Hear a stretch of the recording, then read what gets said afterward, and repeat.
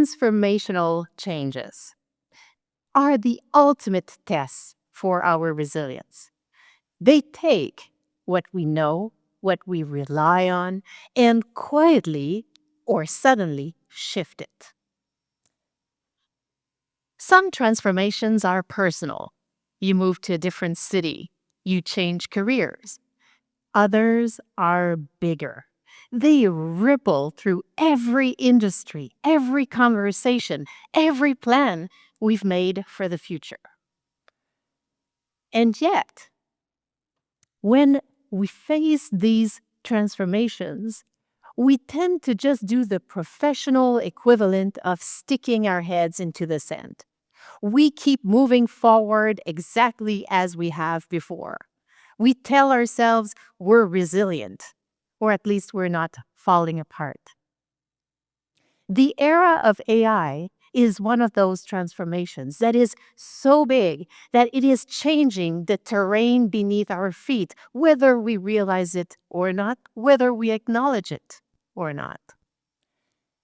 I'm a psychologist, leadership expert, and workplace mental health strategist.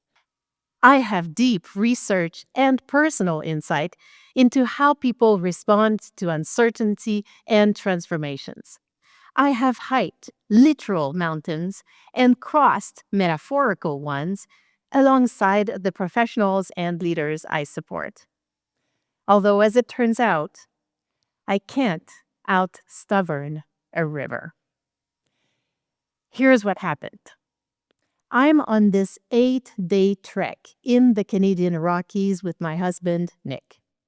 This is late June of a year that has received a lot of snow. So we're going to be on packed snow for most of this 8-day adventure.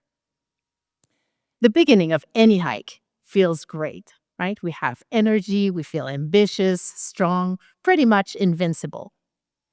By day 8, not so much. Nick and I are not walking together. We're not talking to each other. We're not looking at each other. And no, not because we're fighting, but because we're exhausted. We're in self-preservation mode.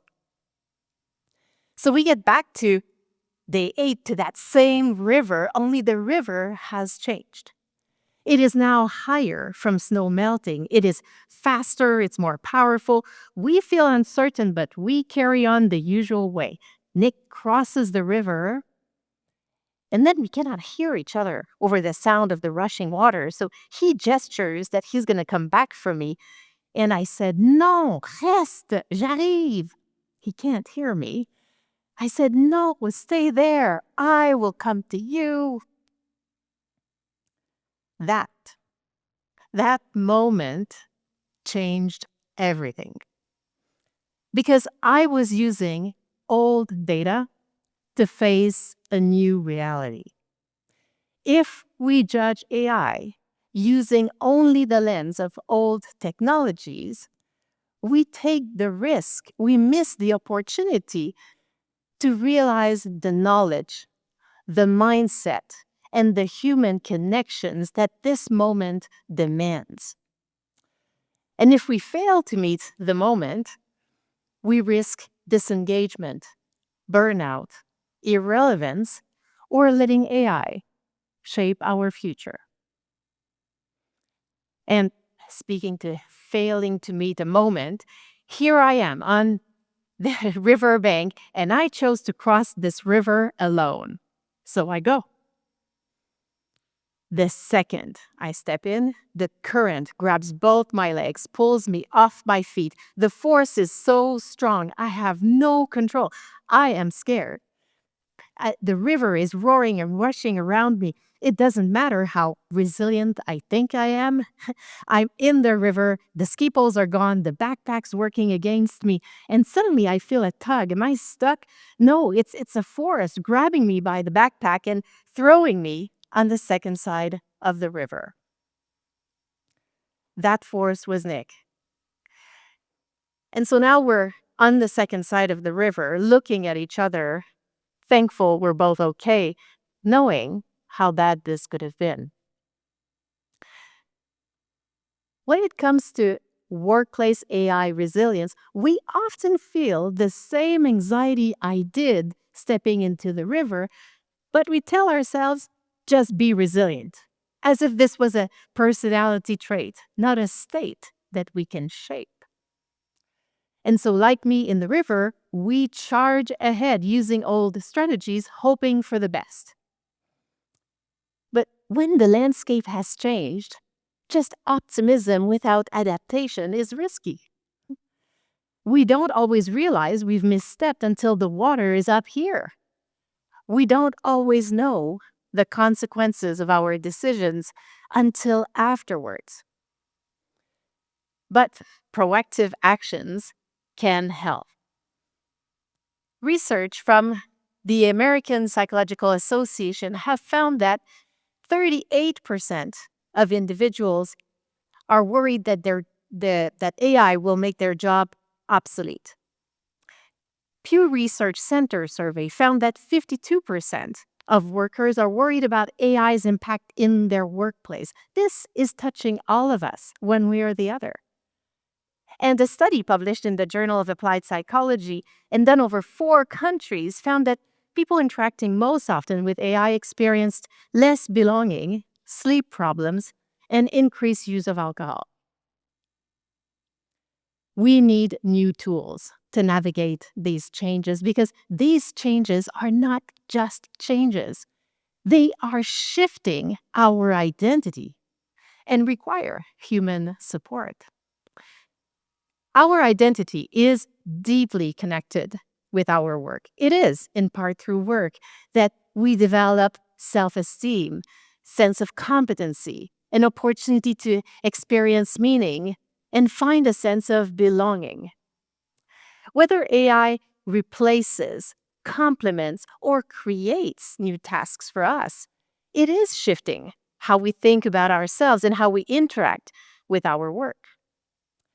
We need to realize, as a team of Australian researchers did, that any given AI change is either moving us away or bringing us closer to our ideal work self, which is what we prefer to do, what we want to do. And if it is bringing us further away, how do we get closer to it? In my work, and as I reflect on my experience, I found that there are 3 key areas we need to work on to develop strong AI resilience. We need knowledge, mindset, and human connections. My first realization is we need to be open to knowledge, increasing our own and that of others. In the absence of information, humans, all of us, make assumptions. And that's what we do with AI. Research from Harvard Business School found that with AI training, we move from frustrated to inspired. And standing at the river there, the biggest problem was not actually the river, it was me. Thinking, same river, same me, did it before, we'll do it again. But optimism without adaptation is risky. We cannot just hope we'll adapt. We have to train for it. So, okay, let's take AI courses to sharpen our skills. Let's join workplace AI committees, shaping how AI is integrated. Let's interact with the tech weekly, daily. And if we are already fluent, we need to pay it forward. Help others learn, because that will help increase their sense of self-efficacy, the belief that we can influence this future, not just be shaped by it or by AI. And if you're in a leadership role, model it. I was speaking with a senior leader in tech recently who said to me, she says, MH, things are changing so fast in my industry, sometimes within the same day, that I have no choice but to be constantly learning. And I actually tell this to my newly promoted leaders because it gives them permission to do the same thing. We don't all have to become experts, but we do want to have more knowledge. My second realization is to develop a curious mindset. Because with a curious mindset, we will see more possibilities. We will have better self-awareness, share more empathy, and avoid assumptions. And it is vital that we build that healthy mindset because, interestingly, a piece of research looked at how humans respond to robots, and it was not good. What they found was that we tend to feel insecure and even less civil to our human coworkers. But the fascinating part, they found that these negative effects were decreased with the use of self-affirmations, which is very aligned with the research behind cognitive behavior therapy. So, my second realization is this: let's use a healthy mindset and the power of self-affirmation. So, for example, if we're thinking AI is changing everything, I have no control, we might want to tell ourselves some tasks may change, and I'm contributing to the change. Finally, my third realization: human connections. We are more resilient together. I crossed this river solo, where I could have used a hand. I forgot for a moment that we are stronger and more successful together. We need to stay anchored in our humanity. This is our shared human story. So, let's make AI part of the conversation.